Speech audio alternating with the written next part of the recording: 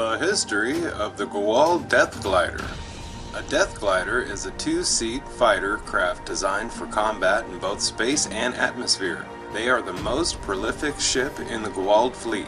Gliders are capable of both atmospheric and spaceflight. They do not use direct thrust, but rather an inertial propulsion system which negates the effect of inertia on the craft. This allows them to hover. The maximum speed of the craft is unknown, but it is capable of at least Mach 3.5. Like most spacecraft, Death Gliders also possess Inertial Dampeners, which protect the pilot from deadly G-forces.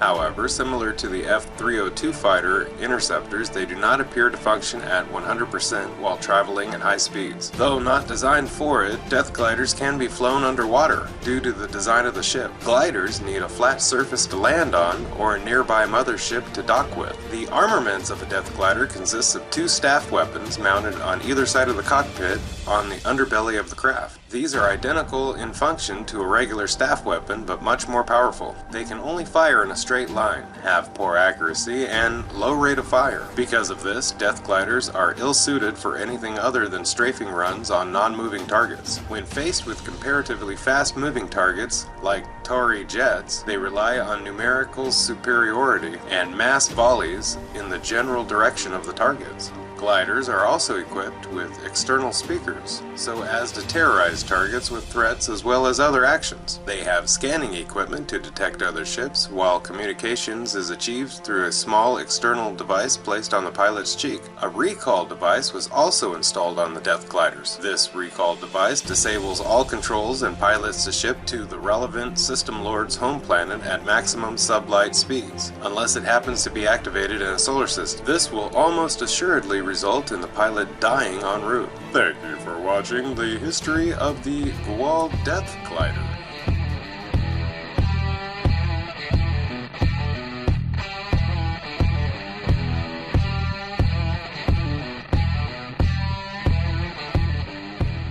The history of the X31 Interceptor. The X-301 Interceptor was the Tories' first attempt at developing a space-based combat vessel capable of engaging the Goa'uld. It was constructed from two Goa'uld Death Gliders obtained during the Goa'uld System Lord's Apophis failed attack on Earth. The craft was modified by technicians at Area 51 and equipped with Earth-based fire control system and arsenal, while leaving its Goa'uld propulsion system intact.